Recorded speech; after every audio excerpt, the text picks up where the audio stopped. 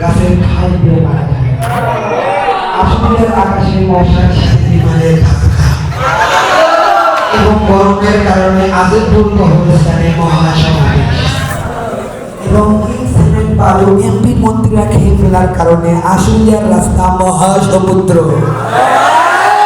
বুড়িগঙ্গা নদীতে আগুন, এক বাড়িওয়ালাকে হুমকি দিলেন গাছের বানর। এখন তিনি শুনলেন সংবাদ শিরোনাম এবং বিস্তারিত। এই মধ্যে আমাদের নিউজ কর্মী জনাব হারুন জানাচ্ছেন আফ্রিকার জঙ্গল কিংবার সাথে হাতির বিশাল যুদ্ধ লেগে যায়। সেই যুদ্ধে পিঁপড়ার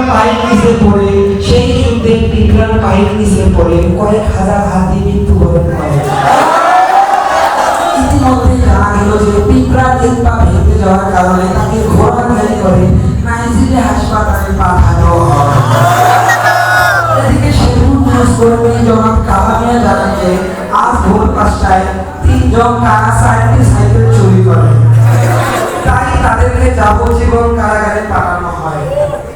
এবং এখন আমাদের কাছে খবর আসলো যে ওই 3 জন কারা কষ্ট সহ্য করতে না পেরে কসুর কাছে ফাঁস দিয়ে মারা যায়। এদিকে টঙ্গী নিউজ কর্মী জনাব কাদের মিয়া জানান যে টঙ্গীর যমুনা নদীতে একটি চাউলের খনি পাওয়া গেছে। সেই চাউলের মধ্যে ভারত থেকে 1 লক্ষ ডুবুরি এবং জাপানের 6 লক্ষ বিজ্ঞানীকে খবর দেওয়া হয়েছে। ইতিমধ্যে বলা হয় যে চাল তুলতে পারলে বাংলাদেশের মানুষ না খেয়ে মারা যাবে বলে জানিয়েছেন স্থানীয় বুদ্ধিজীবীরা। এবং এই মুহূর্তে একটি জটিল খবর আমাদের নিকট পৌঁছেছে। আজ দুপুর 11টার সময় একটি বিমান মশার সাথে হুসল খেয়ে টুকরে মুসলে পড়ে যাবে। কিন্তু বাংলাদেশ ফায়ার সার্ভিস জানান যে মশার কোনো ক্ষতি হয় না। এদিকে আমাদের স্টাফ রিপোর্টার মিস্টার আমান সাহেব বলেন গতকাল 21টার সময় আজিমপুর কবরস্থানে এক বিশাল মহাসমাবেশ হয়। তারা একটাই দাবি করে যে অতিরিক্ত গরমের কারণে আমরা মাটির নিচে থাকতে পারছি না, তাই আমাদের ফ্যানের ব্যবস্থা করা হোক। আর তা না হলে আমরা ভূত হয়ে মানুষকে দংশন করব। এখন সরাসরি লাইভে আছেন আমাদের নিউজ কর্মী জনাব আবুল মিয়া। তিনি বলেন আশুলিয়া জামগড়া রোডের ইট সিমেন্ট বালু মন্ত্রী এমপিরা খেয়ে ফেলার কারণে ওই রোডটি মহাসমুদ্রে পরিণত হয়েছে এবং ওই পানি একদম ফেরত বলে জানিয়েছেন সেখানকার গবেষকরা। এবং জার্মানের একদল বিজ্ঞানী ওই পানি পরীক্ষা করে বলেন কেউ যদি ওই পানি পান করে তাহলে তার চুলকানি অ্যালার্জি বেড়ে যাবে বলে জানান।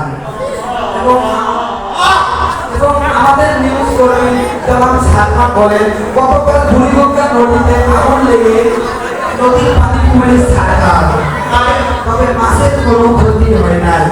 পানিতে থাকা শ্যালা মাছ বলেন এভাবে যদি বারবার পানিতে আগুন লেগেই থাকে তাহলে আমরা পানিতে বসবাস করব না।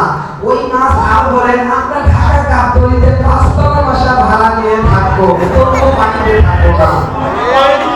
এখন তো আপনারা শুনলেন বিভিন্ন দেশের খবর, এখন শুনবেন আবহাওয়ার খবর।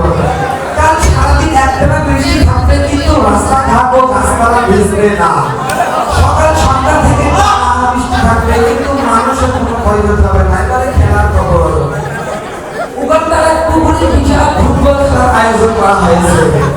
এতে অংশ নিয়ে সারা পৃথিবীর বাছাই করা কিছু কানা ন্যাংরা।